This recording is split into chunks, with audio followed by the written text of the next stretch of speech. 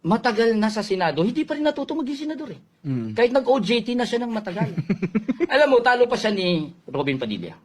Si Robin Padilla, ganun din. Tumakbo sa Senado para mag-OJT.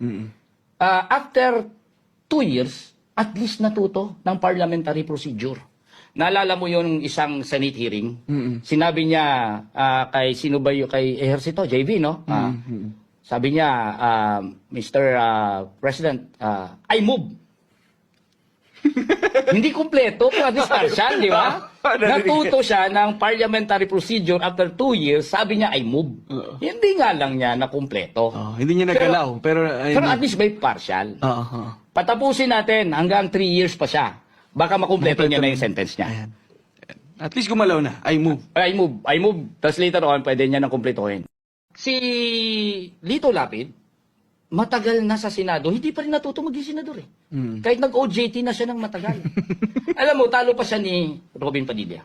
Si Robin Padilla, ganun din. Tumakbo sa Senado para mag-OJT. After 2 years, at least natuto ng parliamentary procedure. Naalala mo yung isang Senate hearing?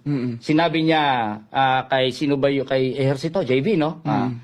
Sabi niya, Mr. President, I move.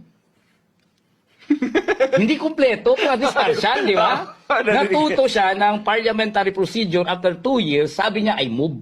Hindi nga lang niya na kumpleto. Hindi niya nagalaw, pero at least may partial.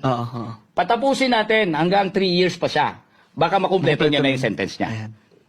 At least gumalaw na, I move. I move. Tapos later on, pwede niya nang kumpletuhin. Si